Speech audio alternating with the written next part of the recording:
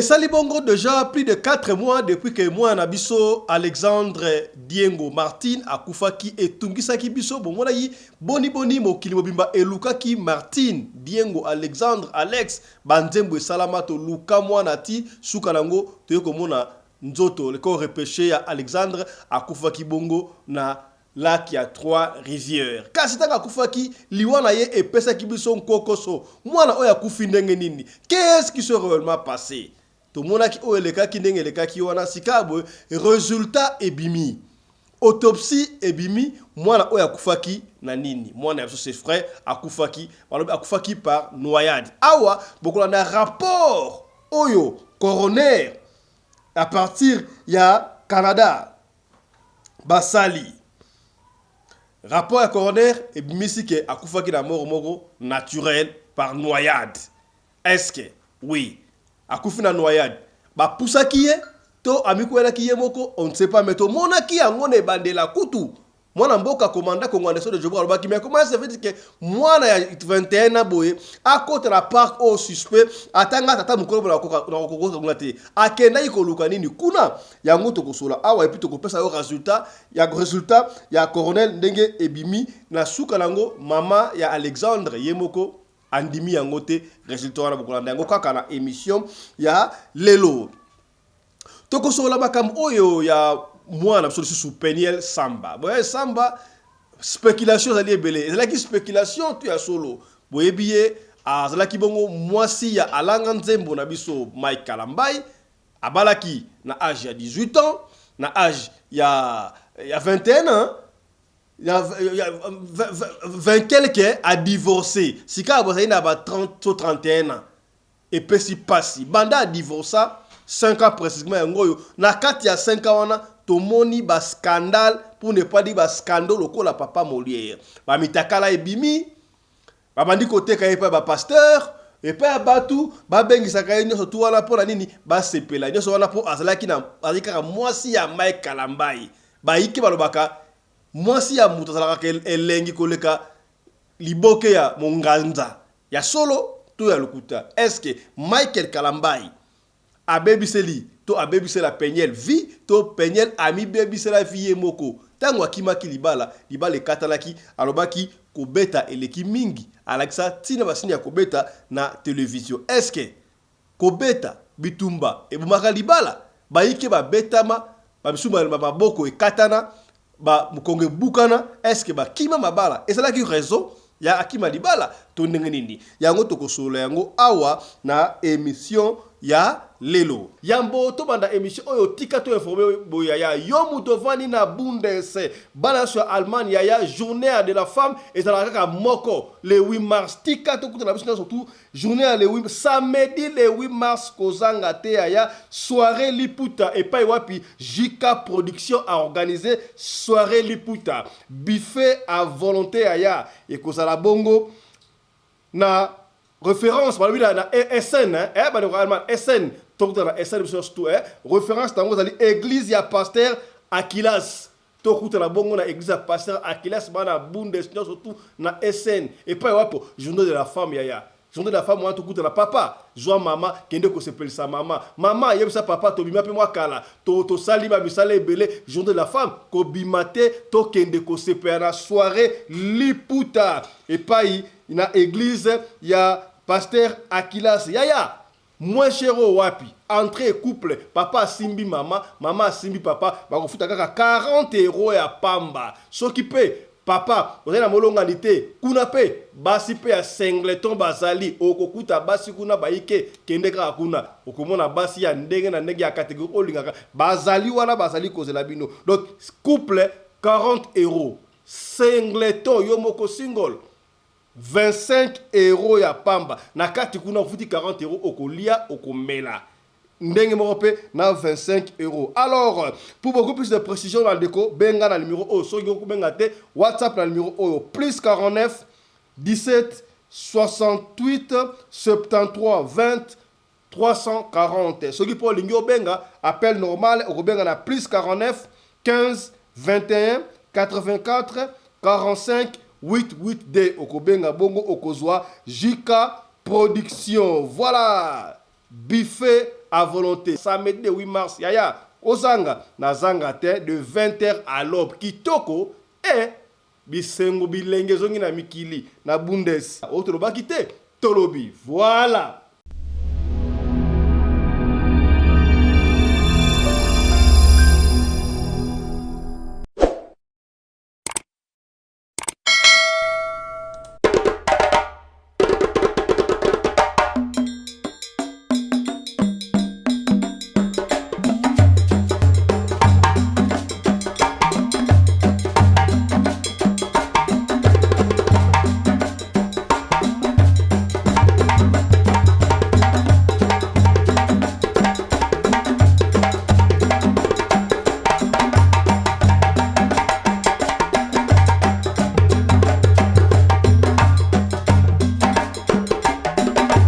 Mobali mbinga na mwina ngolo aboya hydroquinone soki ezotambola basheri bazokwea mayanga na retrouve douce tendresse affection epa na yo nasalelo nini mpondi Mbote bandeko balandi ya Radio Loco Télévision bisika nyos tu bozwami esengo dimanche elamu epa ebino bozwami baike bakei église le Kambute bosambela pona biso pe surtout bobo sanate ko sambela pona notre mère.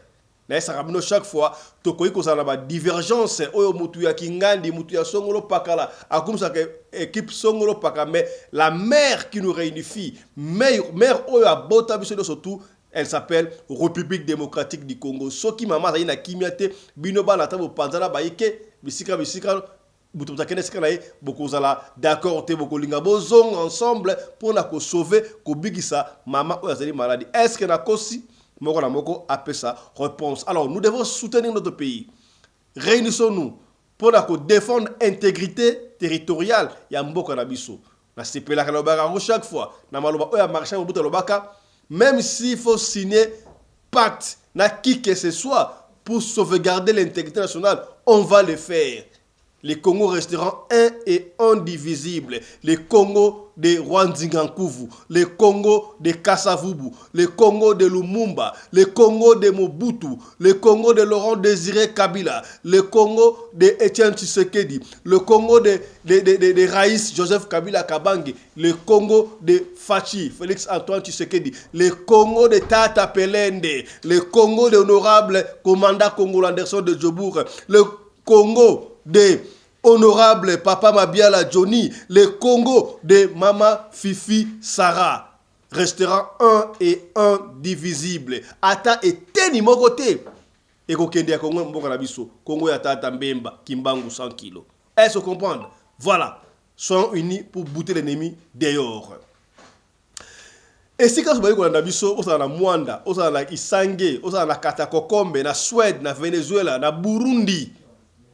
Même na Kigali kuna na Goma, na Bujumbura, na Uvira, et si ka ba ko na biso yaya pasola poke tala yo amour muke ozarango pona mboka tseyango bimisango pona to sauver mboka oyo ya biso.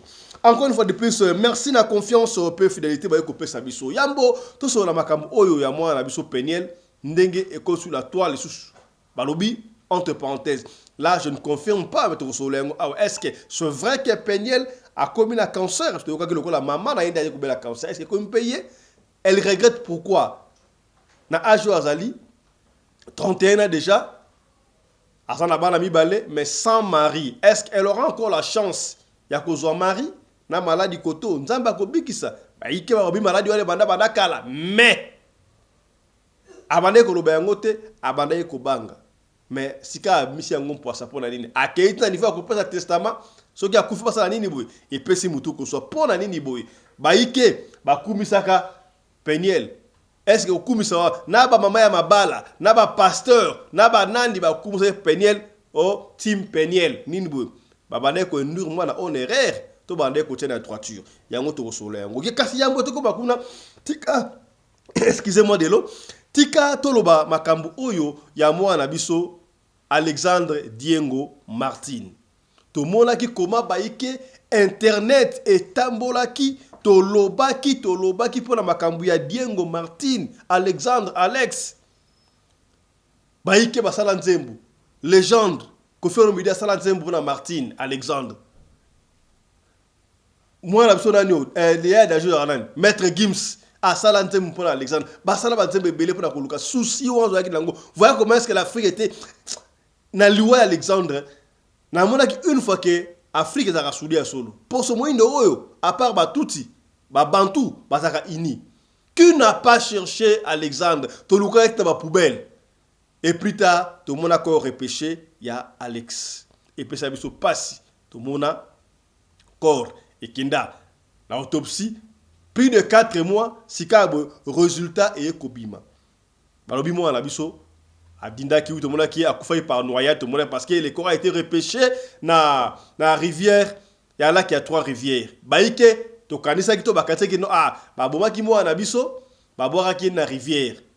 Parce que tout le monde qui oh basine mabe ya kobeta basine polémique maki osakalate ba kanyote ku de salama ba balia bala to ko na polémique on a té mais gouvernement to pe pulusu mbura matari ya Canada abaki maleme bazo ko landela autopsie po résultat ekobima ndoto ekendaki na corner mama ya Alexandre azwaki ndoto ya mwana na ye akende ko kunde yango na mboka ngumba kisha sala métropole totalaki yango kasi falaki azonga lisusu pona résultat oyo coroner elinga ko bimisa sikabwe coroner abimisi résultat mort naturel par noyade. Alors ceux qui va être par noyade ali est-ce que ceux qui va tindiki yo po dinisa ça noyade to noyade ça mutami ami boaki yemoko est-ce que ceux qui boaki et ça dit qu'à noyade ceux qui peuvent glisser involontairement et ça dit qu'à noyade mais ce qu'on n'a pas précisé précisément mutu ko soit nani ko ba mingité landa résultat de quoi solo ba comment est-ce que moi la biso Alexandre akufaki to landa résultat.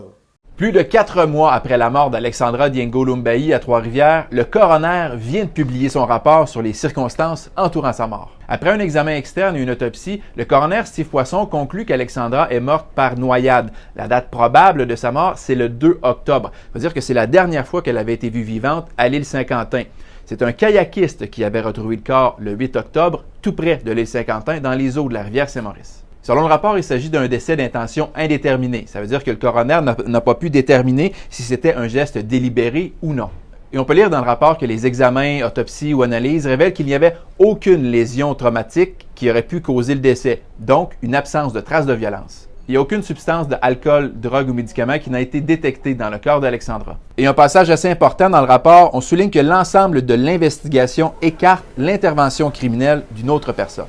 Un passage souligne que selon son entourage, elle n'avait jamais démontré de signes de dépression ou de tendance suicidaire. Un peu plus loin, il est aussi indiqué que les carnets intimes retrouvés chez elle comportaient des messages ou prières plutôt sombres. 1 heure avant que son cellulaire cesse d'émettre un signal à l'île Saint-Quentin le 2 octobre, elle avait publié une vidéo Snapchat dans laquelle elle parlait de Dieu, de séparer son corps physique de son corps spirituel.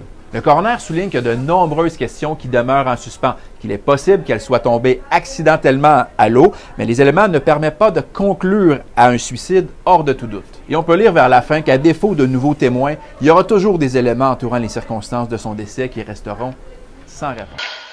Donc voilà, colonel Lobi ezali suicidité, mais à quoi avec la maille par erreur, mais tout le monde qui a ngondenge mwana akotaki na parc a foutu pe de héros na ya koti vidéo ya suka o esalaki viral sur la toile ngala ya barate na mona yango bien te to afandaki po akotaki kuna kolan ezaki malili mais tango sa vidéo azaki na se le kodena kona longwa maki ye moka longola ki kolan na ye to ba longola ki kolan wana et pe simbilinga siko babi sin moko ya agression za kuna te et puis ba lobi kuna que non eza mutu moko te agressa ki ye et que mutu amenasa qui était est-ce que bazo protéger loi comme loi ce qui nani on ne sait pas est-ce que siko coroner ango et pesi résultat solo tu as lokuta ngai pesi ngai mutu ko soya ko sakanate est-ce que pour ça dit mutu mwindu yango ba négliger to ndenge nini tala kunseki tala kumamba mama ya Alexandre yemoko kutu a sepel na résultat wana te mais alobigaka totika leso na maboko ya Nzambe. Poso moyindo oyo des problèmes na biso to famille o bade kwa kise luan. Asana epe inonsata solo to bate ba mbongo pour ne pas casser dossier. Est-ce que l'État a contacté Makambu Oyo pour tout le monde l'État intervenir? Je vous avais dit l'autre fois, Bamboka loko l'Afrique du Sud. Soki, ezaki boy, balengé bala de la Makambu wala ti na ti. J'avais même donné un exemple. Tout le monde a katangu, babalé ko bon ba noir américain, africain américain na États-Unis, ba boma tango boma ici d'africain. Gouvernement sud-africain telemaka ti ba dédommage famille wana mbongo ebele. Mais pour na biso, maman Alexandre a fait la propre sœur na ye to ndengenini. Tala kunseki, tala kumamba. To na maman Alexandre et bon dozongo. Suivez. Bonjour tout le monde. Nous sommes aujourd'hui mercredi le 19 février. À 15h, presque 16h, j'ai reçu le message disant, bon, déjà que c'était par le média, et après directement, c'est le message, on reçoit le message, le résultat. Premièrement, dans le résultat, le message, le coroner a rendu le résultat depuis le 3. Aujourd'hui, nous sommes le 19. Pourquoi est-ce que, depuis tout ce temps, on ne nous a pas rendu ces résultats? Pourquoi laisser tout ce temps? De 1. Ok. De 2.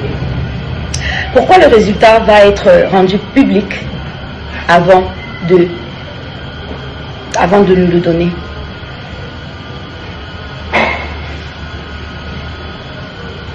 Voilà. C'est dans le média que j'apprends que le coroner avait rendu les résultats. Oui.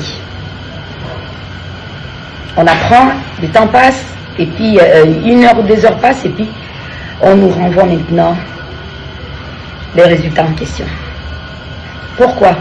D'abord, c'est publié publiquement, et après nous l'envoyer. Moi, j'ai reçu le résultat à 15h46. Ok. Dans le résultat du coroner, il dit que, je vais résumer,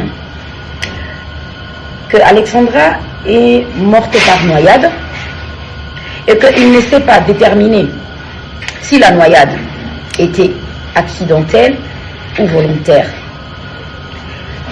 Et aussi qu'il a, dans son enquête, je suis un peu nerveuse.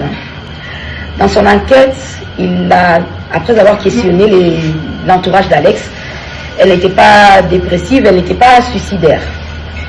Mais au-dessus de ça aussi, il écarte la piste criminelle. Alors, moi, Rosemine, la maman d'Alexandra, je conteste cela. Je conteste les résultats du coroner, monsieur Steve Poisson. Merci d'avoir rendu vos résultats. Je vais m'apprêter. Voilà. La maman d'Alexandre Rosemine conteste le résultat du coroner. Tout que résultat, moi je manque de mots. On ne va pas s'éterniser ici, on ne va pas traîner Alexandre Diengo Martin. Elle est déjà partie. Dieu a donné, Dieu a repris, Netelobaka. Naïbité. Kassima lecture mouké et pas honorable sur l'Iwa, il y a Alexandre. Nengetoluka qui est, Nenga Bunga qui, tout le monde qui a côté na parc, Kouana Yemoko, Nyosotu, machin, na Nenge résulté Kobima. Naïbité. Lecture n'a nini. Honorable commandant Congolo Anderson de Tchobo. 2 minutes seulement pour Maram Alexandre. Lecture Nayo. Voilà. Merci beaucoup, honorable président Fiston Pelem d'État de Sadek, mon ami personnel, le patron de la presse congolaise en Afrique du Sud, de Sako, na mama Rina Pelende, mama Oyo Akabaka, collègue mama Denise Nyakero, pe collègue mama Olive Lembe. Bako débatteur nyon sur la studio, mbote na dino. Bae kolanda biso, le Sako. Bandeko, Bolim Bisangai, mama ya Alexandra Oyo, atre au la business, d'accord, ya mona rai. Envoie-moi déjà, Azambongo pa président Tshisekedi, Azambongo pa Moïse Katumbi, Azambongo ebele, o vina ese bonga. Alors kobanda koyela biso bafantir pambala boye ono azo contester résultat ya Cornel azo contester en guise de quoi pour gagner quoi.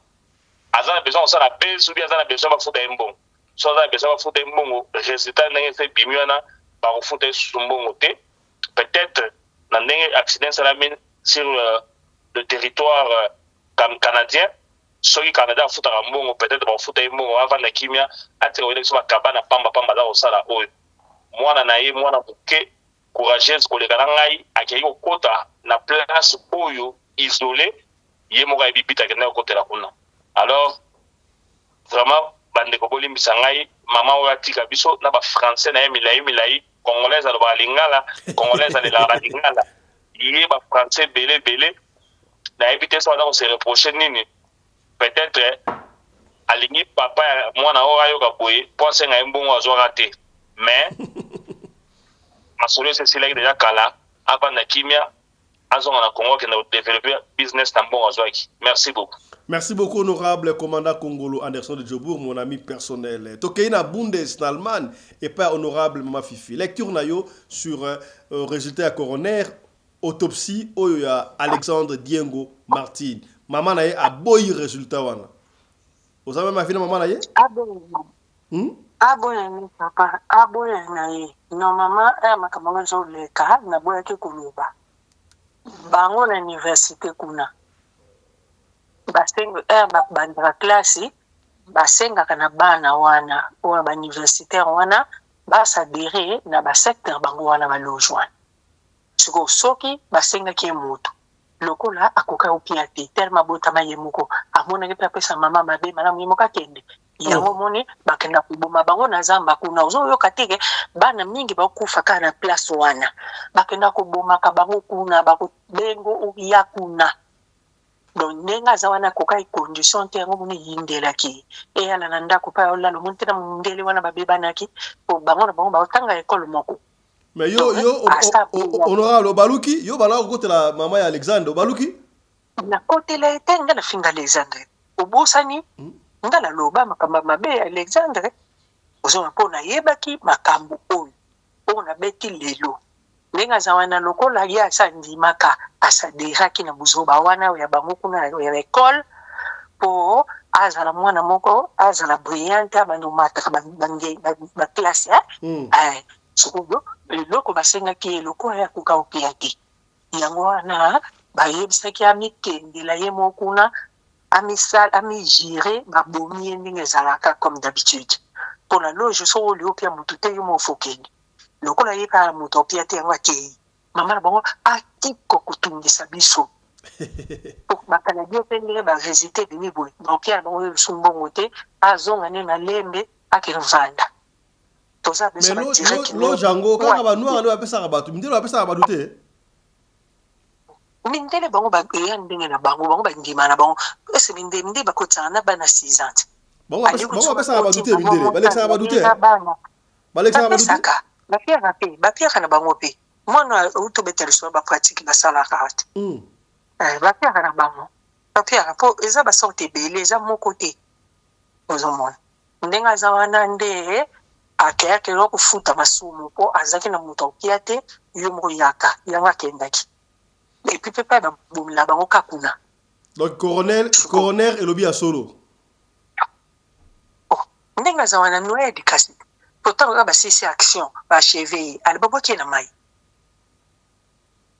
mais so benga bango na quand même benga on ba signe quand même il y a traumatisme même à mutu ba moni signe moko za te kai ba sala autopsie loko eza masolo akati kai ba sala autopsie ba koso kaka ba ko so vérité te ata ba mona ki o récemment ya mubali ba kuluba te parce que ba besoin camouflage mona kati pour ba otanga komba bato yo o baza ba grand maître ba biloko wana te o ba osala ba décision wana.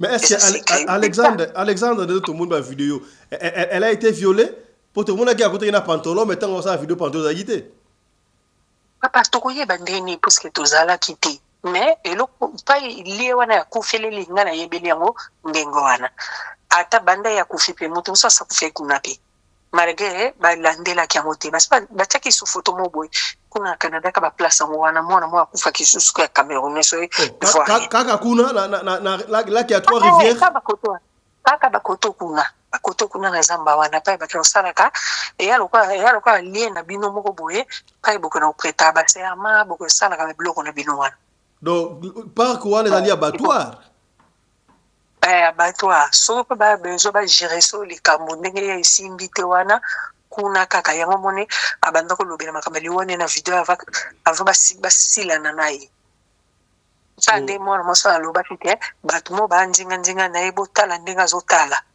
ezaki ya solo bon ayebe ete baokende bomaye po afuti ye mbongo akoti na kati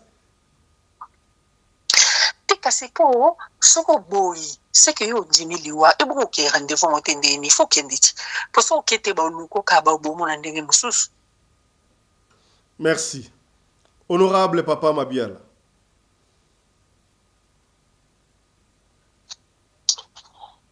Bonsoir tout le monde. Makambo eza pasi bande kona ngai. Mais ngai eloko nde na lingaka mingi soki moninga aza na problème bo akize te mama ya Alexandre wana aza na déchirer na motema na ye.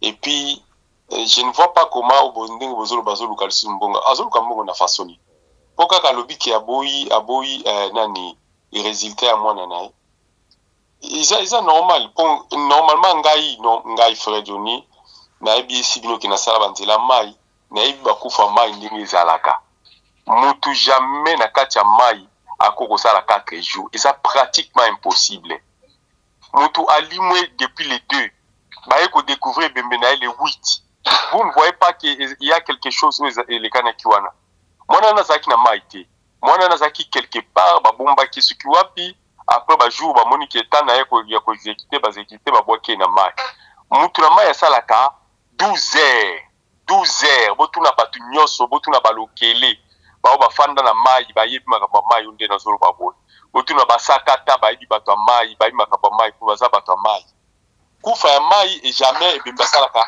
48 heures jamais mais owana ekomaki ti presque une semaine aye kobima na kati ya mai nzoto pe ya kopola te ke avimba bo poso mutafani na mai apoli na afani na mai après 12 heures abimi kobimane abimi akomika kovimba pa siko asali 5 jours fali nzoto ane beta kano ndenge ni nzoto ane beta ki kano te za kaka normal c'est qu'il y a quelque chose qui s'était passé là bandeko liwa ezali nzela ya batu nyonso soki ezwi moninga moko bomema mpona maseki te mwana wana akufi bien sûr soki toko koloba neti makambo ya bascience occulte yes ekoki kozala parce que nga nayebi ata baninga na nga oyo bakotaka campus naza na frère na ngai oyo akota campus na faculté ya Polytech.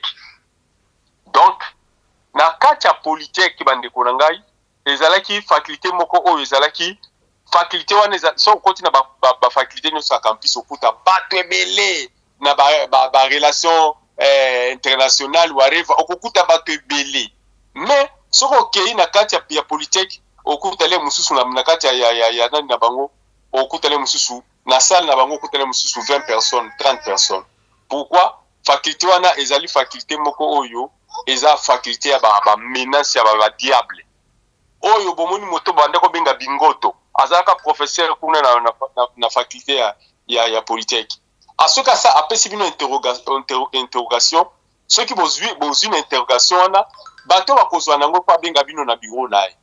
Donc ceux qui bozwi na interrogation normalement faut bozwa ceux qui bozwa 25 ou 40 na kati ya classe au moins 5 personnes be 4 ndi bakozwa mais bato wana bakozwa 4 il faut benda bino na bureau na ye oyo bino ko nda banda ko tala abanda ko tuna bango tuna bango yo ozana na secte ni yo za na secte ni yo za na secte ni bingoto oyo PDG ya Snell akufa na avion bien wana azaka professeur na Polytech vrai sorcier je vous dis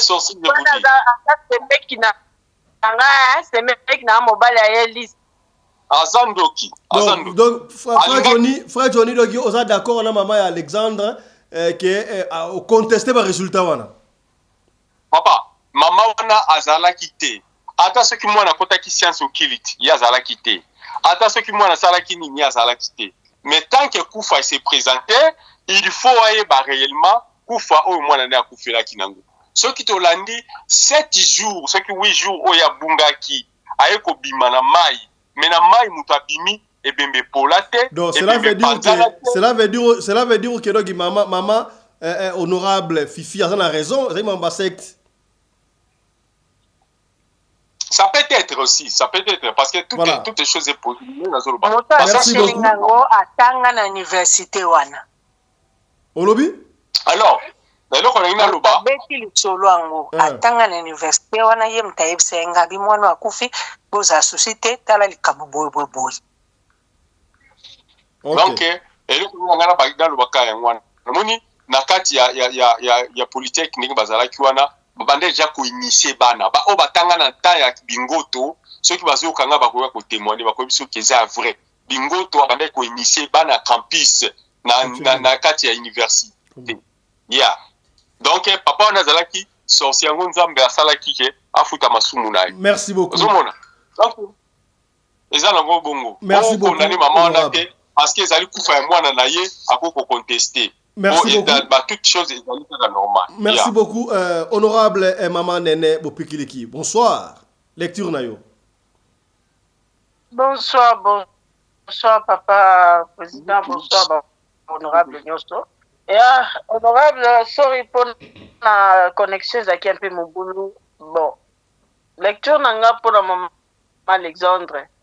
Et ça lui passe parce que quand on pas junior le bio coufé. Mwana yomto mwana naza moko et ça rapasi mama naza trop c'était mutu omoni abi pona ngai nazomona ke asolo ba ke ça ne sert à rien akoye basuni mwana sake yake ina ikaka ozo oye baba vérité wana et que ça le sous passe ya koleka bon à vrai dire Toujours on a bien été honorable. Toujours m'entrecoupé, hein. Toujours on a été honorable. Non, on a pas connexion, ils ont dérangé vraiment. Boyokinga, siko, boyokinga. You are breaking. Ozo kata kata. Ozo kata kata. Boyokinga, siko. Oui, allez-y, allez-y. Na lobby donc pour na cause. Doit résister à l'Iwa moi et ça va pas mais ça ne sert à rien moi ça qui ya qui naï bon donc aux autres soit pas ça nga sous pas si ya kolé mwana aux autres à préférence à mwana et puis Alexandre Aliwan bien ane mwana ali mwana za OK nango ali mwana za OK nango ngana olo bango teke po nazoka soki eloko nini no soka zu ampleur moko boye ozomona ozoko asuko saisir mwana te na lobaka ngo pene bandeli donc ezali mama il faut ça la suivi atoza musika benga mwana pete ye omoni mwana na lingaki vie ya celebrity alingaki vie ya celebrity et puis ngai parole nga zo condamner mama nazo bango oko lo bateke mama ya Alexandre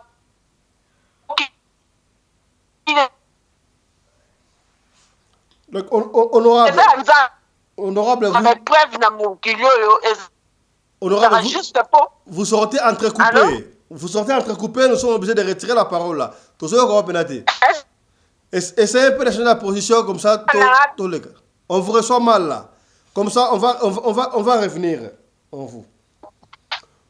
Voilà. Bandeko balandi sika boyeto kokota na sujet na biso ya mibale et pas on va revenir tokota na deuxième sujet parce que le temps passe déjà là honorable. Voilà. Tokoti pala moko na sujet na biso ya mibale oyo wapito lo basika makambu ya Peniel Samba. En fait, papa Fisto boni ko ma Peniel Samba ndanga nini non. Tolobi yango eza la pe conseil pour na bandeko mususu. Comment tu surmontes l'insécurité? L'insécurité, quel genre d'insécurité? L'insécurité de Kinshasa, des Kuluna ou bien l'insécurité personnelle? Je pense que tu poses la question en termes d'insécurité personnelle. Je crois, en grandissant, je souffrais beaucoup de l'insécurité. En fait, j'ai grandi avec deux grandes sœurs cousines qui sont très jolies et qui étaient toujours très minces. Moi, de nature, je suis pas mince. Je suis pas aussi grasse, mais nous avons de tonda, quoi. Donc, ça va. Mais en grandissant, mes sœurs étaient minces, elles étaient chic et tout. Et comme elles étaient plus âgées que moi, elles pouvaient déjà se maquiller and everything. Et le garçon les approchait. Moi, les garçons ne m'avaient jamais approché. Alors, je grandissais, je pensais que j'étais moche, que j'étais pas belle et tout ça, tout ça. Je n'aimais pas ma taille parce que mes soeurs, comme j'ai dit tout à l'heure, elles sont minces. Moi, j'ai des bassins. Donc, moi, si, vraiment, je suis une autre, quoi. C'est que je suis. Alors, j'ai grandi, je n'aimais pas ça. Et surtout que j'ai développé avant toutes mes copines de l'école. Donc déjà à l'âge de 12 ans, j'avais tout. Et pourtant, elles étaient encore comme des petits garçons. Mais moi, je voulais être comme elles, comme un petit garçon. Mais bon, Dieu m'a donné le corps que j'ai. Et ce que je fais pour surmonter. Sans vous mentir aussi, la personne qui m'a beaucoup aidé à surmonter cette insécurité, c'est mon mari. Quand Mike m'approchait, la chose que Mike nécessitait de me dire, il nécessitait de m'encourager. Et tu es belle, ta taille te va, moi je t'aime comme ça. Même quand j'ai eu Shaddai, vous tous, vous avez vu les photos, j'avais pris beaucoup de poids. Je crois quand j'ai mis au monde, j'étais à 100 kilos. Yes, 100 kilos. Donc, et même quand j'étais en train de traverser cette période-là, Mike me disait toujours non, ça va. Et quand il y a quelqu'un qui t'encourage comme ça, et surtout et surtout si c'est ton mari, moi, les gens peuvent tout dire sur moi, donc tous les hommes de ce monde peuvent dire que je suis la femme la plus moche du monde, mais si aux yeux de mon mari, je suis belle, ça me va. Et Mike m'a beaucoup aidé dans ces domaines-là, et aussi Dieu, parce que quand on rentre dans la Bible, on sait que Dieu ne fait rien au hasard, et il y a un verset biblique, je connais ça en anglais, je ne connais pas en français, excusez-moi, qui dit I am fearfully and wonderfully made by you. Quand tu lis des choses comme ça et tu vois que tu es aimée, tu es belle, tu es assez dans les yeux des dieux, que les gens disent tout ce qu'ils veulent dire. You are who you are. Tu ne vas pas changer ce que tu es parce que quelqu'un dit que tu es too big ou bien que tu es trop mince, parce que quand tu vas faire un effort de changer parce que l'autre a dit, l'autre dira que ça ne va pas, tu dois être comme ça. À la fin de compte, tu dois juste être toi et love yourself, et moi je trouve que c'est important d'avoir des gens dans ton entourage qui t'encouragent. Je ne dis pas des gens qui sont là juste pour un recoumisser, ou même quand tu fais des mauvaises choses, ils sont là, ah oui c'est bon, un signe qui fait un signe qui... Non, pas de truc pareil. Quelqu'un qui, oh, tu as bien parlé, ou bien tu t'es bien habillé, aujourd'hui tu t'es bien maquillée, oh ma copine, tu es canon, ou bien ma fille, tu es belle, tu n'as pas besoin qu'un homme te dise que tu es belle pour savoir que tu es belle, non. Entoure-toi des gens pareils. Si tes copines sont toujours là que pour te critiquer, même quand toi-même tu es bien habillé, les autres te disent que tu es bien habillé, mais tes copines te regardent tellement comme ça, elles ne veulent rien dire. Faut passer des relations pareilles, parce que des gens comme ça, chaque relation que tu as amène aussi une certaine énergie. Si l'énergie est mauvaise, tu seras là toujours triste, tu seras là toujours en train de te demander pourquoi avec les autres ça marche, avec moi ça ne marche pas. Tu peux être confident et tout, mais si aussi à tout moment il n'y a que des gens qui te disent que tu n'es pas assez, ça va t'affecter. Donc à part connaître qui tu es en Christ et savoir que tu es assez, tu dois aussi savoir comment dealer avec les gens qui sont autour de toi. Une autre question. Salut ma soeur, comment tu trouves le mariage? Je sais qu'un jour je vais me marier, Dieu me l'a confirmé que c'est pour bientôt, mais j'ai peur. D'après les témoignages des autres, ce n'est pas facile. Mais je ne comprends pas en quoi ce n'est pas facile. As-tu la même expérience parfois? C'est dur ou c'est facile? Ma chérie, le mariage, Le mariage n'est pas facile. Le mariage n'est pas facile, surtout pour nous les femmes. Nous les femmes bantoues.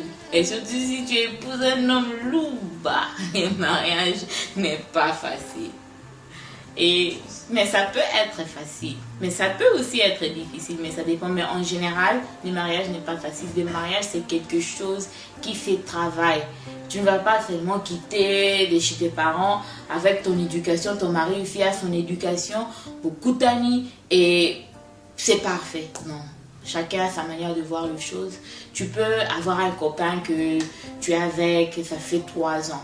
Mais quand tu es chez toi, chez tes parents, quand il est chez lui, chez ses parents, et quand vous allez quitter et entrer chez vous, ça sera différent. Tu vas constater des choses que tu n'avais pas constatées pendant le copinage. Il y a des comportements que lui va constater en toi qu'il n'avait pas aimé. Donc ça va créer des petites frustrations.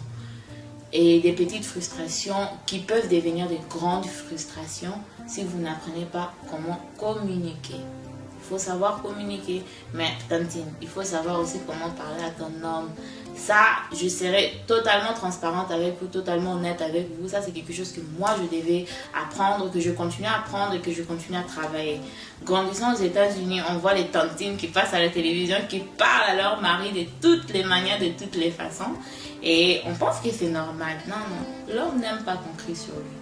L'homme n'aime pas qu'on puisse, même si il a tort, l'homme n'aime pas. Je sais que Mike sera en train de regarder ça, il va se demander, c'est Pénia qui parle comme ça. Oui, c'est bien moi qui parle comme ça. L'homme n'aime pas qu'on crie sur lui. L'homme n'aime pas qu'on les reproche devant les gens. Il y en a femme, si tu veux que ton mariage soit facile. D'ailleurs, même, ça sera peut-être facile pour l'homme si toi, tu te comportes d'une certaine manière. Et je dis ça pourquoi? Parce que l'homme, Dieu n'a pas fait ça au hasard. Dieu a demandé seulement à l'homme d'aimer. Mais il a demandé à la femme d'être soumise. La soumission n'est pas facile. Maman, donc, les choses que tu aimes faire, si ton mari dit que je n'aime pas ça, attends ce qui est quelque chose que tu as fait depuis ton enfance, il faut casser. Il faut casser. Et ma marraine, maman Aline, que je salue, que j'aime beaucoup, m'a toujours dit que les hommes sont comme des petits enfants. Quand tu vas leur donner l'impression que tu l'écoutes, quand tu vas lui donner l'impression que c'est lui le chef, maman, tu vas diriger cette maison-là avec toute la soumission possible, avec tous les respects possibles. Cette maison-là sera ta maison. La Bible dit que c'est une femme sage qui bâtit, pas un homme sage. Donc, malgré l'homme est le chef, pourquoi c'est la femme qui bâtit? Donc, il faut un peu se poser cette question-là. Le mariage est difficile. Toi, en tant que femme, tu seras obligée de beaucoup sacrifier. Tu seras obligée de beaucoup compromettre. Donc, ton mari, c'est ton chef. Donc, tu vas faire d'abord ce qu'il veut, quand il veut. Et tu pries. Tu pries. Ça ne veut pas dire aussi que tout ce que ton mari dit, tu dois le faire. Non. S'il y a des comportements que ton mari a qui ne te plaît pas, si tu le parles, tu vois que ça ne va pas. Maman, bouka ma prie. C'est tout ce qui va changer cette situation-là. Parce que les hommes, ils sont nés avec un orgueil que Dieu les a donnés. En fait, Dieu les a mis comme chef de la famille. Donc, ils ont cet orgueil-là. Donc, si tu ne sais pas comment parler à ton homme, ça ne va pas marcher. Donc, le mariage est difficile. Le mariage est au mamaka. Le mariage n'est pas un paradis. Tu ne vas pas venir et trouver un homme parfait, toi une femme parfaite. Attends, ceux qui vous abusent, ce n'est pas parfait. Il y aura toujours des problèmes, il y aura toujours des tiraillements. Et toi, en tant que femme, maman, mi qui t'y parce que attends, ce qu'on m'a dit, et qu'on va le caca. Le mariage est difficile, mais si tu prends la décision d'être une bonne femme, de faire des efforts, en tout cas, ça va, il y a toujours des difficultés. Toujours des difficultés, n'est-ce pas, chérie Mike? Tu vis où exactement? Je vis à Kinshasa. Kinshasa, dans la République démocratique du Congo. Les gens pensent que je vis aux États-Unis et Mike au Congo. Non, ça n'a jamais été comme ça. Après le mariage, on s'est marié le 24 août 2013. On a quitté les États-Unis le 26 août 2013. Et on est parti au Congo. Je vis à Kinshasa avec mon mari. On vit dans une même maison. On dort dans une même chambre. C'est un peu ça. Je rentre aux États-Unis souvent parce que j'ai ma famille ici et aussi parce que le pédiatre de Shaddai est aux États-Unis. Maintenant que Shaddai a 2 ans, je ne serai pas obligée de rentrer chaque année. Donc, comme il a 2 ans, on va rentrer encore quand il a 5 ans. Mais comme il y a la famille ici, je rentre aussi très fréquemment. Mike aussi a des concerts ici. Et très souvent aussi, quand il a ses concerts, il préfère aussi qu'on vienne avec lui parce qu'il sait que ma famille est ici. Il y a des connaissances ici, que j'aurais aussi parfois envie de voir mes amis, de voir une de ma famille. Alors, je suis souvent aux États-Unis, mais je suis plus à Kinshasa parce que je vis à Kinshasa. Next question. Tu es la toute dernière de ta famille? Non. Je suis la fille aînée. J'ai 3 petites sœurs et un grand frère qui est notre cadet. Pour ceux qui comprennent, les grands frères cadets, vous avez compris. Donc j'ai un grand frère qui est le garçon unique, qui est en tout cas comme l'enfant chéri, quoi. Donc il est comme notre cadet. Penel Samba, tout le monde connaît son histoire. Asala qui n'a été célébrité, Aïbala qui n'a été, bon, Mike Kalambai, musicien à Langantembo, il y a Nzambe qui n'a comme pasteur, à mon qui flair pour naïe, moi si, les gars qui bassent, pour naïe, c'est là qui bon Penel Samba, Abala qui Penel Samba, Abala qui a âge à 18 ans.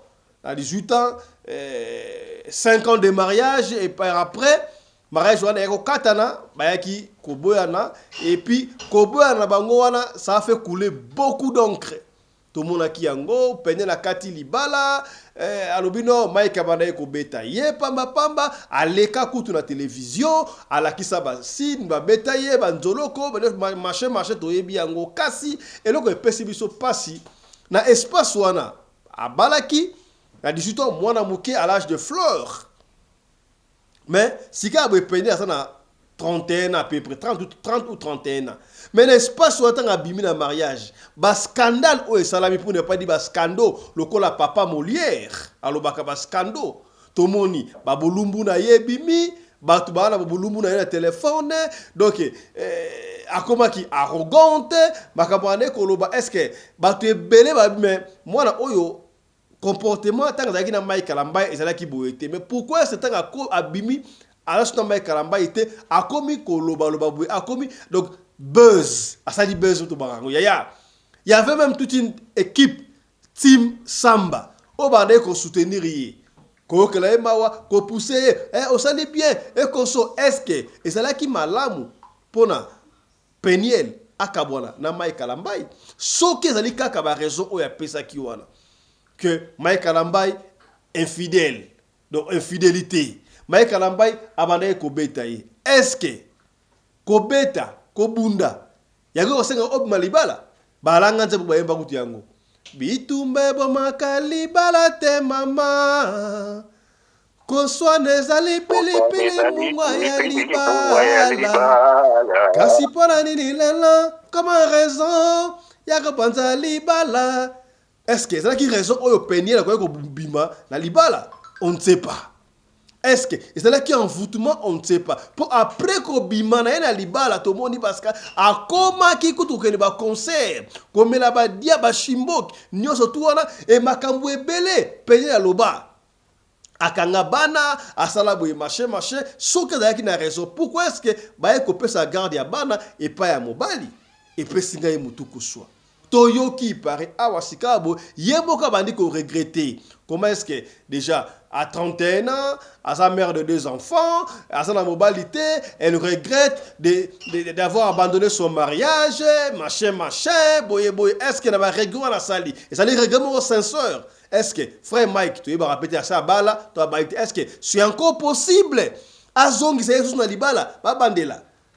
On ne sait pas. Est-ce que, ce qui par exemple, a zongi na libala, qu'est-ce qui prouve que, à cause de la comportement na yé? Bon, il fallait que ta femme moi calme. Moi, bas scando et bimio, bas vidéo wana, et bimaki wana, et qu'on pèse des choses artistes, non seulement artistes, mais mobile.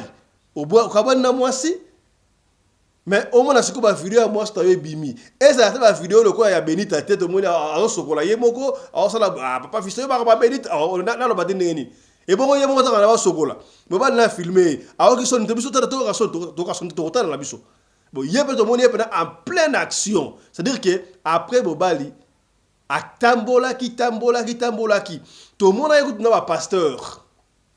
Bah comme il côté le là na prima ngondo bakene lubumbashi bateki bakene na ça ça penel là ba pêche akoma il la marchandise donc batu ebele bazwa mbongo na mutu oyayi et c'est la leçon pour na ba jeune fille mususu est-ce que Peniel âge à 18 ans abalaki très tôt tondenga nini âge de sengena na mwasi abala est-ce que mwasi à 18 ans akoki kobala na héros ya biso to mona ba koko na biso babaya na ba 14 ans ba 12 ans abala bazala tina ba barrage ba me ba kenera classe cité et loko ne sala ke ba papa na biso ba koko na biso ba mama babaya ba âge ba 12 ans 13 ans ba vana babala ti ba lelo yo mais biso ba jeune actuel autangi classe oyebi mondialisation mais partout qu'on fa na babala c'est quoi au juste est-ce que Peniel elle a encore 31 ans elle a encore la chance de se remarier est-ce que après le scandale au Salama à cause de la chance à Kobala elle va encore se marier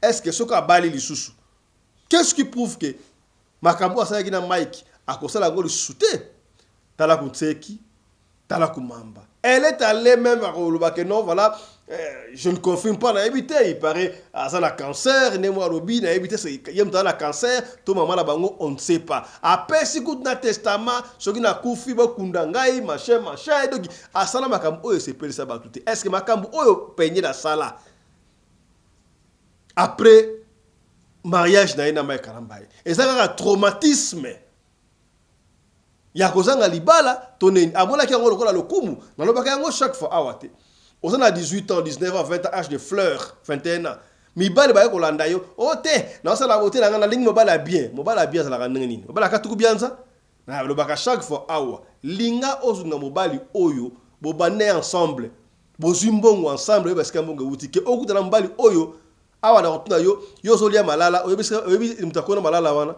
c'est la kama passe peut-être oluki mobali na âge wana oboyi oluki mobali balanda yo oboyi ti 25 ans et simbate 30 ans au comme l'église aucune église et simbate 45 40 ans on a bala Yesu yango keba na basi ebele bazaka l'église ba blessé de guerre et on dit ko bangisa est-ce que ceux qui moi ça 35 ans sambela mingi au kolanda pour l'église akuba blessé de guerre te ozomona ye wana fini que longiseur en Christ mais asia kumba ba moto gizi ba tracteur tina ba ngunduka yo quand c'est le aussi moi cette église aux yeux en Christ ndoka blessé de guerre avec ko lukaliba l'église ndeko baka lobaka vomela so nga moi na matanga na nzela que na église pour l'église ba hypocrite baza ibili est-ce que on a raison to baza na tort nga makamu oyo pesinga mutu ko soi makamu oyo ya Peniel Samba papa Fiston est-ce que boko fanda na ba député pena be bolo ba Peniel Samba to zuya ngo comme étant exemple pour na côté ya bandeko mususu. Si comment est-ce que Samba a dit qu'on regrettait puisque à comment à âge jusqu'à maturité 30-31 a dit qu'on regrette comment est-ce que les balles la kaïsengo moi je suis à ça appelle en balle naïe est-ce que ce qui me va la betio à bundisio et baï que tu vas betali se vimba liboko dérangeant mais ba qui maté et ça la bon moi si quand on a colis à moni et ça y est normal et comme il est trop tard ton nini nga epesi nga mutu ko soit na ko pesa maloba epai ba honorable analyse na bango sur makambu oyo ya Peniel Samba to bandi bongo na honorable mama Nene Bopikileki je crois siko boye micro na ye ebongi honorable mama Nene malobombo ka yo na Peniel. Merci beaucoup président honorable makamba Peniel oyo ezali kama manka maturité na kati. Et puis les sous bon maîtrise de soi oyo ye Mike Kalambai il fallait azala nango parce que Mike Kalambai c'est un bandit aza bandit ye comment on betara mwasi ngapi na ko supporter te mobali oyo betara mwasi parce que ko beta mwasi eza ko zo beta ye en tant qu'un homme de Dieu soi-disant homme de Dieu ou bien l'homme des hommes ninga benga bango donc ayebi bien que bi ba bible ayebi ko zo ba kota ba bible ke elingi ko ba ke okosimbaka ninga na yo ya mwasi te semblable être semblable na yo te na to beta est-ce que kobeta mwasi na li problème est-ce que kobeta mwasi ko kimso libala kobeta mwasi ki to bala eza mabe non mais kobeta ko kimso libala te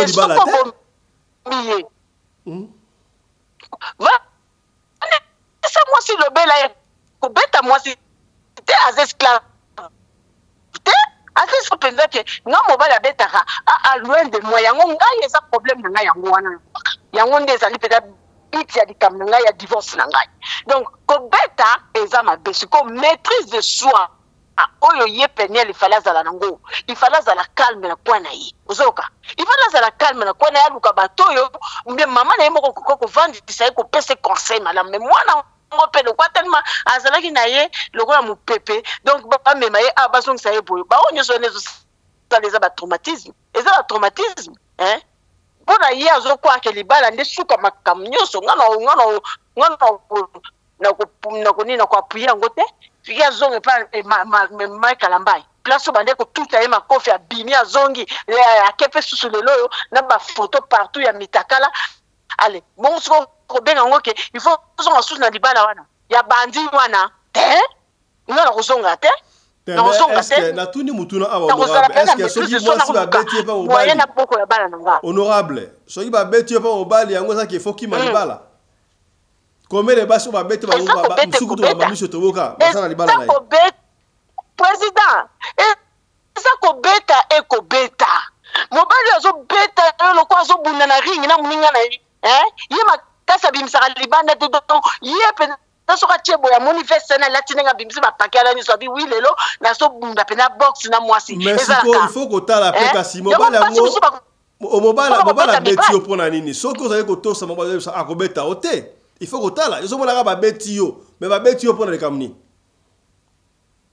eza mpe mpona bongo te mibali mingi baza na caractère ya kobeta balingaka dialogue te mutu lokola Michael Ambai wana azali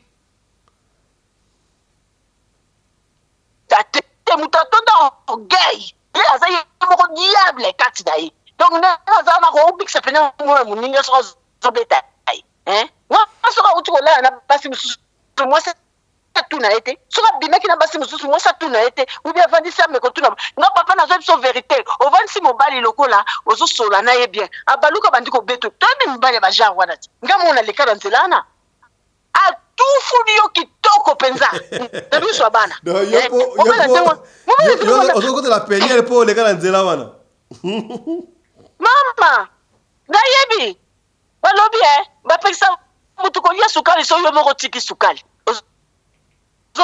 donc nde eza wana nga nayebi ke mutu lokola Michael Ambai tala ye kaka bien oza besoin kopesa description na ye te okoyende bo makambo nyonso abimisi oyo nakoya kogangela mowei donc aza mutu moko aza orgueilleux alingi kokonza bisika nyonso azokenda aza mobali moko aza na patience te mibali ya autorité mpe bazali soka nalobi nokosala boye te oyoki koloba teke mpo papa koloba teke soki lelo boboyi na mobali wana bade kobeta yo parce que azalaki na maîtrise mosusu aye okochange neti nga boye te nakovanda ti omoni bambula nazotala parce que fo na bando corrige mpe badefo na nga mosusu manque ya maturité ye Michael Ambai nde maîtrise de soi eza te na orgueil aza nango ozomona mobali abombaka mwasi na ye mwasi mpe abombaka mobali ata soki bosi bokabwani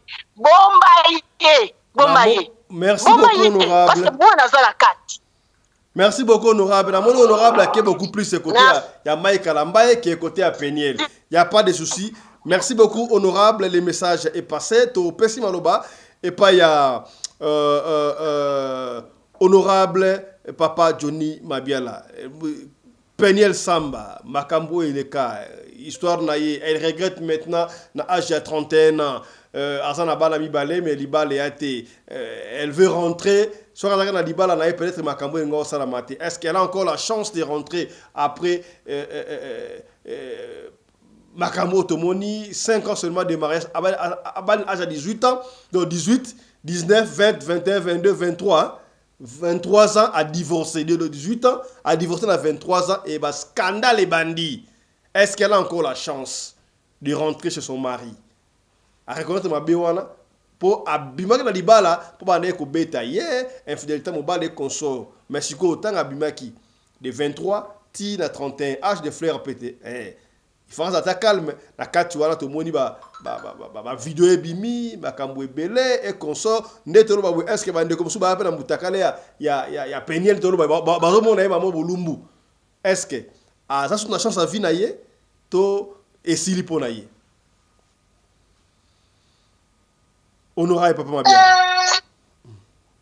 ya bonsoir bandeko na ngai mpona makambo ya ndeko peniel na mobali na ye Mike Kalambai conseil ka na kopesa bandeko na ngai ya basi il faut que moi maîtrise ezalaka pour maîtriser ezalaka soki oza na maîtrise te makambo ya mobala yango ezalaka mwa mobulu mpo nayebi te na temps ya kala ezalaka soki olingi okende kobala bien yo neti nga personnellement nazoloba mpo na nga mwana mobali ntango nazwaki décision nazwa engagement papa na nga azotuna nga eske okoki atuni ngango 2 ou 3 fois na répondre yes nakoki abi ok soki omoni okoki abandi siko kopesa nga conseil comment est-ce que on vit avec une femme à la maison maintenant soki yo mutu oyo ozwaki conseil wana te peut-être okozala pe na otobengi okozanga mo makambo ebele donc eloko ezangaki ndeko na ngai Peniel ezalaki maîtrise de soi et puis encore kozanga otobengi maturité ezalaki na azalaki na bomwana ezalaki trop donc moi ça va na 18 ans te yes bomwana ezalaki makasi parce que voyez eza na bato monsieur mais normalement selon la science basi bazwaka maturité avant biso mibali bazalaka na maturité avant biso donc à l'âge de 18 ans déjà mwana mwasi akomaka mwa mayele mingi koleka mwana mobali mais maintenant biso toyaka korattraper na balage ya 20 21 22 ans mais nayebi te epa na ye peut-être esalaki contraire mpo toyebi ka science aza na makambo na ebele donc baréalité mpe ezali mais itili ke mobali mpe azalaki na brutalité oyo esalaki ke mwasi abima bandolo bamakambo na ye libanda donc l'homme n'avait pas aussi otobengi maîtrise de soi c'est-à-dire bakutanaki deux couples oyo ezalaki bango nyonso mibale azalaki na sans maîtrise mobali beta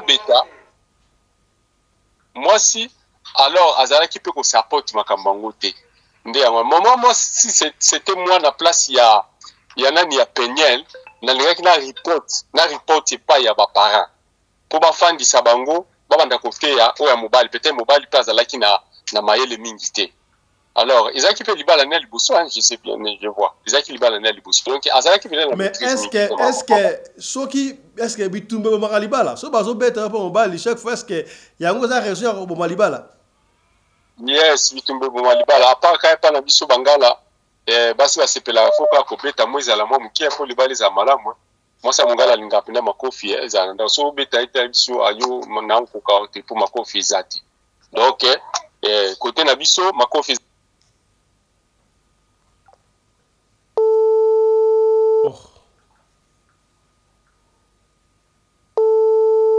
Allô?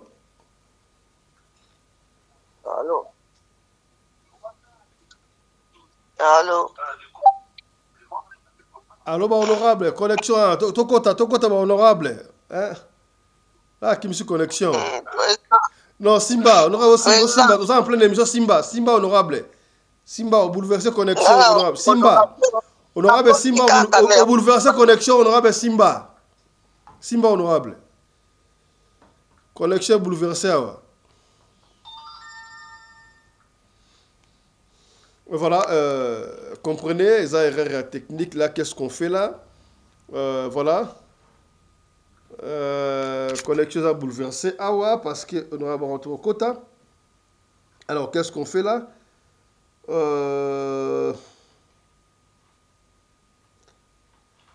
Qu'est-ce qu'on fait? Tokota kotoyo. Voilà. L'Éternel a face à camion sur du coup. Le pas n'a pas compté la capsule sur ma BD. Alors, ce qu'on l'ingue soit délivrant. Voilà, honorable, Zela Mamouké, parce que quand on connaît le problème, voilà. Honorable, on a encore ta belle connexion, Kotoyo. Allez-y, on va dans le bas. Dans le biboye, ceux qui alingi à la délivrance, il faut à côté la prière. Là, je n'ai pas nous trop jeunes. 30 ans ou 31 ans, ils en ont nous mouké. Et 30 ans, 31 ans, ils en ont nous mouké. Bah, soutien, 38 ans, 40, bah, babali na nous pété. Mais bah, parce que espoir est ali. Engelo batte so comme to commune à 40 ans, obala li soutien pratiquement impossible. Maman na biso teten zungandeki. Tango ayaki ko bala bala ni la jini. Tant mobile na kufaki abali so ba 55 ans, c'est ça libali za nango bongo. Mais normalement yonde fomi bongama o senga nzambe bolimbi si ba mona pe ba caractère na yo échanger. Et puis okozano ka mobile bon na ebité po yepe ndinga zana lokola zoki ja mobile moko azana ba kombo peut-être azolinga pe ka mobile o azana ba kombo po ndinga zana basi mibali bazolinga. Mais problème eza ndesi ko peut-être ana choix moko ya koluka ka mobile moko azana mbongo po a conquérir pe mobile na ya kala po na azana système moko lokola ya mwa ba tiraillement ba concurrence il faut tika ba biloko wana soka ngazwa kimia na kati na bomo inaye il faut ba kosenga nzambe bolimbisi et puis asala nini asenga nzamba pesi mobile mosusi c'est possible mais d'abord bible pezoloba lokola ba kaboni na moko te abala d'habiter maki kalamba soka bali c'est que maki kambala et parole de diété akoki obala li soute tanki engagement ya libusu zali ba biso ki bokaboni bokotika la bongo jusqu'à la fin maintenant ceux qui bino bongi bobala na il faut bozongana. C'est ça la Bible est le Bible. Parce que ce qui est zalike, il y a tout on a qui kobala au pazo lukalibala. Kwa neza na nzambe, yembo kwa bonde la, kola limbisi na makambo ya sala ki ya mabe bele, atanga mobali yango pe na kokate vraiment. Merci beaucoup honorable. Yeah. Merci beaucoup honorable. To pesi maloba et pas ya honorable Mama Fifi Sarah. Lecture na yo pour makambo oyo ya Peniel Samba. Est-ce que Bitumba et Bomagalibala, il y a ça qui est rare, et ça qui bolenge, et ça qui est ndengwana, si ka bandi ko regretter ton lecture na yo. Kasi ona lubete ko beta wana kaka yango pe mutu ezo sunga soko pe ko bala ndeti musu mobile mwaza kanda makasi azo ko meprise ote ko beta makaka po yonde oye kola sikoyo na bando sala comportement nini po ko beta wana dimine ou bien esila esa ndingo wana po soko ke recours pa ba parents ba ko biso ke okolonga libala te vanda kuna ozo sala eloko ni yango yazo beta ko ernyos soko il faut yo expliquer le fona ngai jo batuna nga pourquoi ba obeto yo pe obetama ya makasi ya ko déranger na maboko soko yo bazo luka batuna o pena ya ko tamponner bazo luka batuna pourquoi ozo beta makaboyi nazo ko loba te tala ba explication milé mama ngai singa vana no nye ai fifi vanda nye yebisa ngai usala nini tukumba nazo pomboka mbala moko na yebisa ngai na ningana kana buda ka mona zo ta makolo nazo bude na otalete na otana mabele nazo silika bien tango yo sala bongo nzo ya zo fixe azo talo ba mouvement zo sala na munoko ndoko zo bouger yango moni azaka mbala mo telema la bando beta e ya faute na yo soka so tomboka yo soko chaki yo faut tombole longi amona ke ozo budete okomona ko beta sute tango na zongeli na ayoko isanga bis saka ndenge ngai so ka weekend na lambi na bongisi ndako mbangu na sali biloko so kitoko do impeccable na tiko tikele biloko benda na kena pa ba master soka benga na ese na nga na kwiti na ya na nga te lobi kaka ozomona soko babiloko wana mama na nga taka tindenga libala tindenga ngo ayebisanga nga fifi soko okay il faut mera masanga mingi fifi soko okay yo zano na ba camarade kaka maligo pale tanka na tiki vi wana ba camarade na tiki ba via ba teti ko bima saya yeba ko beta pesili soko pa oloba na ye na vai na ka kwa baba na vai kwa baba po mukoboso mbila beta ye bakoko po sale mabe po bakuti pena faso abetela ki yandenga liboma tango bakangi ye bakene babeta ye na police so o babeta ki ba kripo so soki ya zongisaki banga babome na selile ube babuke lokolo be loboko siko ngala ngana loba na famille ni ozomona mingi ezala ba erreur na biso ba robeta wana toli ko ndima te muno makasi ko basa ndumba muno makasi toli ko ndima te ba robeto ozolinga koyeba mabeno sala te ozuka ya muningo lati babeta papa mbate kobude siko yebisanga osali une semaine na sizo ye mwana koko no ya tata mwasi abotaka na bino oyo kangeli sizo bongo te siko tango kangi sizo kwa sania to bolo lisu be saloni yo momi ponela siko tango yo zo ya na sizo o ozakela bezolo mo bwa boyi ali siko ye pa bantu bondelo zo boya kaka liju motema e suka asa ki mungala le blanc frère Johnny ba bobolio mbala mo komi na mela café munoko batenga misiango biso ko to mama na biso so meko benge ayo ba beta enga so zui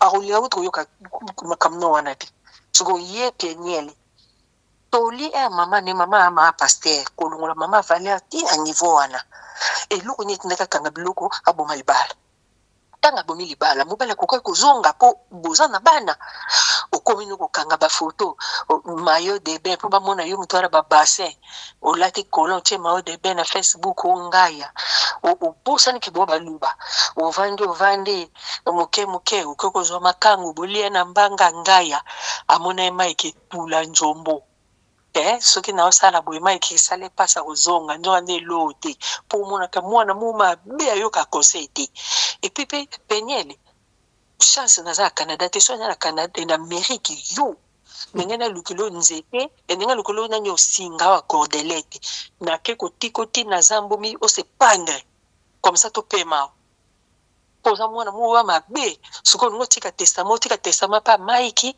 ube pa bana na o soko pa bana no benga na téléphone o tika ngo na réseaux sociaux ora besoin nini o komi nani yo oza le côté sans maquillage oza na kitoko te ba konte ba jeune fille ba cheyo oza bolole soko kaka saki Mike ko ayela ki mukanda fozala posoki love ana mi balo boti na si bazemi no zo na ndenge nao posoki love ozate po basi ko babima bonga danger yote wa mwana mo oza mabi ozo ka poison na biloko olia wa mwana mo wa malamu te oza kama mabe bana to au makamabe kaka bando vanda libala makamabe Mike fallait ava boka bona Mike fallait zongela ye o violer ndongo viola ki oyo zawadi esili tena sima aussi qui Peniel il paraît Peniel a commis camarade na Vaseline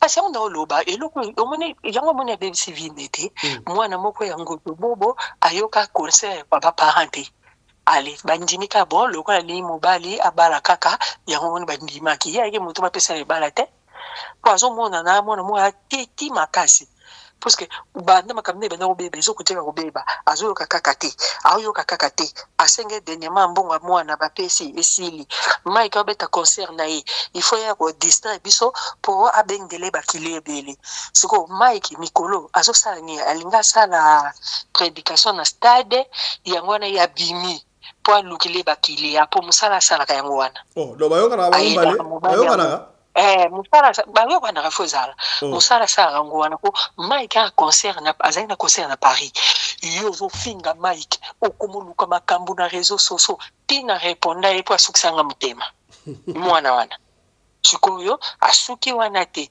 abandi so makambaliwa ndenga sala biso testament seke Mike aza so na iloko mwana ngasala kitoko yangwana ya zo bomela msoto obisa bisisa ezalate ezalaka te papa bino po boya bana mibali ba mama biso tovana bango ba père ba bobola bango ba mère ba ozo pena ba dene de lukutu pona ke sasa ta ba becho mutoko to la ozalate biso ko to wana mo ba noko mutu makasi mo mbila ko ya esimbi mais nek sasa ko benga nani so ba bando tufu no pena chambre kuna obenga nani bakangi pe porte clé ti ba tia ko lemba nda tikiti siko yo yebisangai ye wana zobo ya Peniel akoko za patience wana ba mama bazwaka te akoko zwango te aboni boye nga mkoso na kimama na ngaka nde na koli boye ndeka tukenda ba vacances sasa mère soki ba wele nini na yebite lokola longwa pe na chambre na yo kute ba sa gifler tempe kangani na yeka maman ba rapport papa na betinga nga te na boy bo loka ngai boni boy nga makam na bino nga na lingite frère yo sa makamba salika na bona ngai na boy ele bango babungisa ba comme na couple et ça bongo toko kuzaka teke kuruze kaka ba papa te nga na ndima mabe na ngai yango boni babeta ngai suti soko ndima be na o babeta suti. Merci beaucoup, honorable. Voilà, on va finir avec mon ami personnel, le commandant Congolo Anderson de Djobou, honorable. On va finir. Voilà, merci beaucoup, honorable président. Mais dans le dossier à Peigné, il y a à boire et à manger. Bandeko, Nazo Bandana, pour répondre à la mituna, honorable président Tunaki, Peigné, Maïf Kalamay, Mutabebi Sevinaye, Toyemoko mutabebisi vinaye. Penyel yemoko mutabebisi na vinaye na libala naye. Penyel aroyi kobala lisusu ou bien aroyi kobala te, oui aroyi kobala. Mais a changé bizadeli parce que azoki déjà mobali mususu après Kalambaya nga bala ye. Libala yokuka une semaine avant d'autres na oluba yango awa. Penyel Kalambay azana cancer, oui ou non? 70% ezali escroquerie. Oh. Moïb. Oui. Penyel asa escroquer batu na Congo, basa la cotisation otina mbongo na Est atinda te. Penyel asa escroquer batu na Congo, ba pesa mbongo parce que moi naza autiste aza traitement, moi naza traitement te, moi na bela te. Donc escroc. Ma fifi kangena micro pardon. Ba modi de zo zela yo sadia. O gaso obiga. Obiga te kangena micro ma fifi. Voilà. Ma nene alobi mai kala mai dam tumabe. Allô? Dolanda honorable. Dolanda honorable. Honorable ma fifi micro ma fifi. Allez honorable. Maman nene alobi kala mai dam tumabe parce que azako beta Penyel. Mais yé moko ma fifi maman nene abeta ma trop avant ya koboma libala. Soki azaki kobeta na libala eza mabe, premier jour babetaka ye fala boma libala jour wana. Mais avant nazo bankuba na forme tout et bakisela kuna ba technique akoma kobichela répondre mo na téléphone et bi malwa baza ko benga ye. Donc wana après kobeta ma trop pone boma libala toujours beta manga ya liboso. Alors Penyel ayoka ba parents na ye ou bien ayoka ba parents te. Une fille très impolie, une fille mal éduquée, moi un pasteur mais azwa éducation à balabala à même ya ndako. Mike Kalambai na Penyel. Nani amemi muninga amemi via bosoto. Libanda via bosoto na bango ndako amemi mo libanda. Manene eza Mike Kalambai mtamemi bosoto wana te ezali Penyel mtamemi bosoto. Voilà, nasi ma répondre à mituna na bino, to yusuko na vina bango. Penyel na bali mwana muke, Penyel na bali akoli Mike obeta ebo na boy. Ma fifi Penyel na banda ba base na yo kufunda Mike na télévision pour ça la émission, Mike alobara te. Mike alobara na biso de non. To peut s'attendre na temps, vous voyez moi na moi ça c'est dans la vidéo au vous compatir na yo. To peut ça ba autant, to mona ki Penyel et mutazayi mutumabe na libala.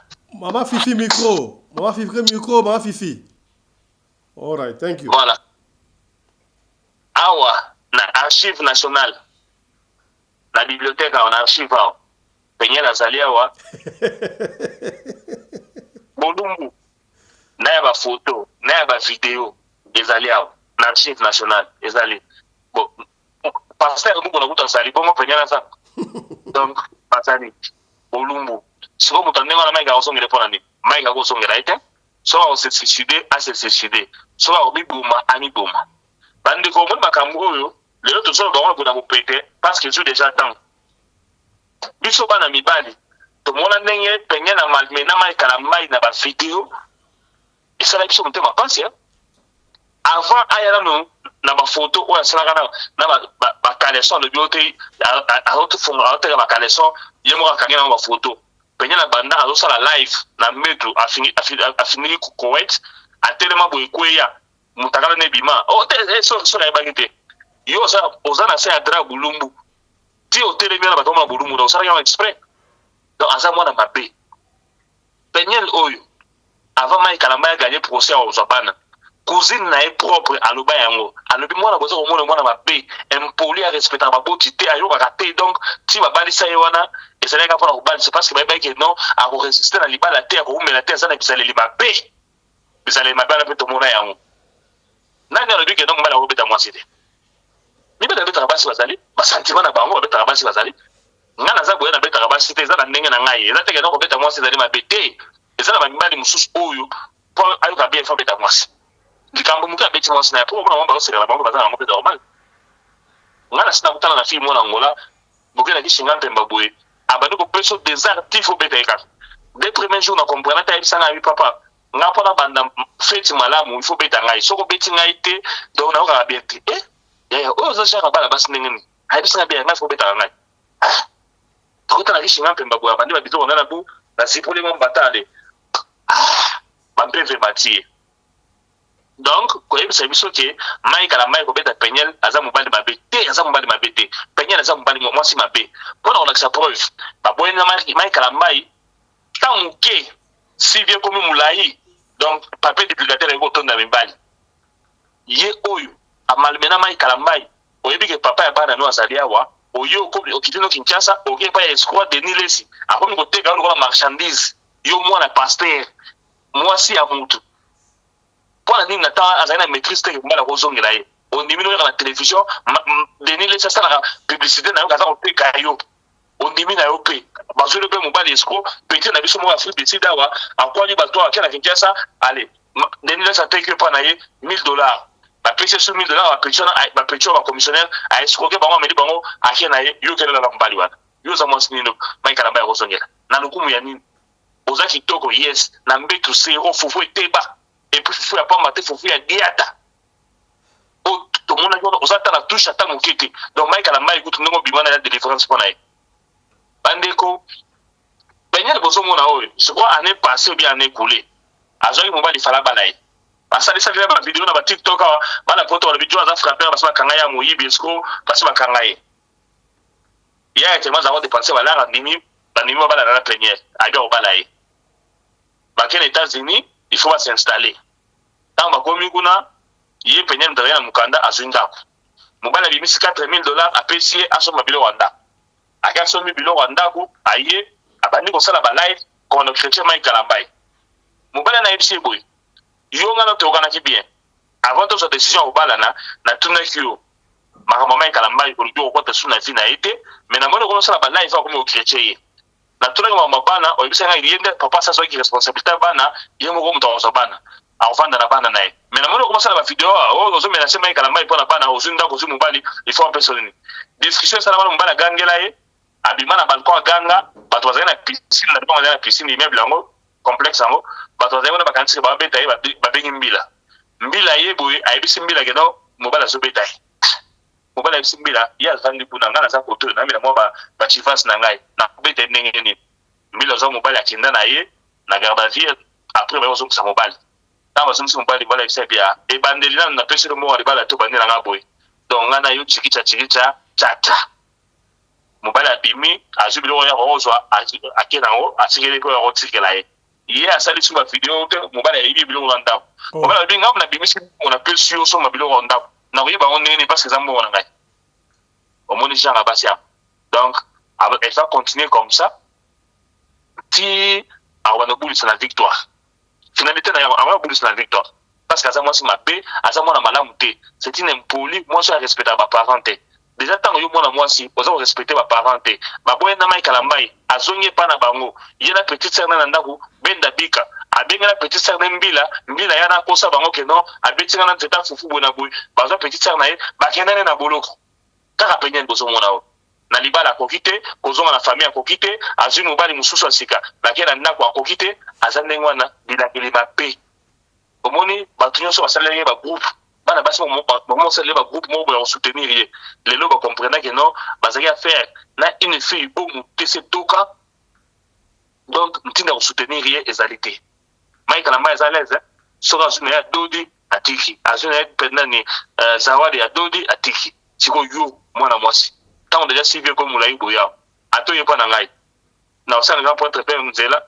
donc lobi na tongo abu pia kende lo kalongo so kende pa ya désirer azaba bo kende pour na bashit na ye après désirer ko pa papa Johnny kaka ndengwana oza ko sala ba tout on sala tout du monde ti olemba mais osana nous jeune 31 ans eza sur la vérité mi vandisa mi kitisa soko ko changer pe bongwani ya solo ti bisale ya mabe oyo peut-être ozo mobile mais mai kalamba ibosana parce que ba vidéo ça là surtout mon biloko na mai kalamba na tindeli ya mbala moko e wona ta ba 50 na tindeli wona ta motana kaka pe mbala moko boyo donc caché na yo c'est baby biso pe archive ko bunga te tozo batela ko malamu donc mai kalamba eza ta osala ya wala te parce que ya kosambo alors changer nzela luka ozonga bo moto balobaka tala si mazonga moto era ngo yango.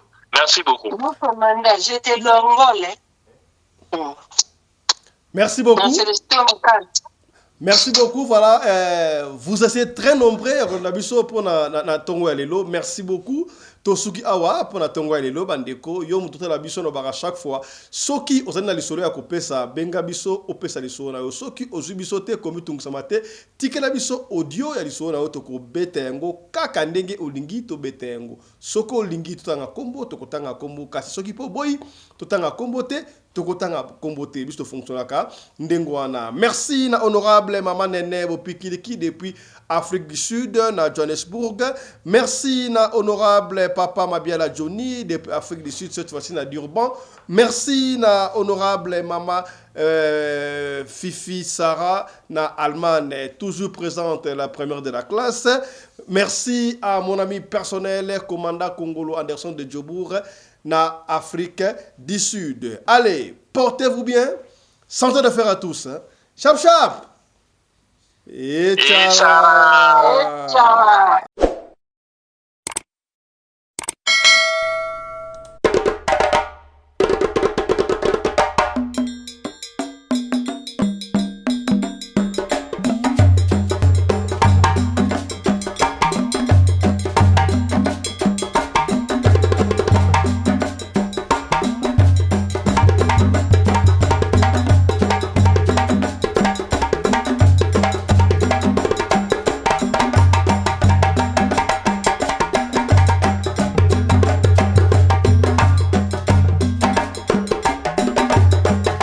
Mbinga na mwina ngolo aboya hydroquinone soki ezotambola basheri bazokwea mayanga na retrouve douce tendresse affection epa na yo nasalelo nini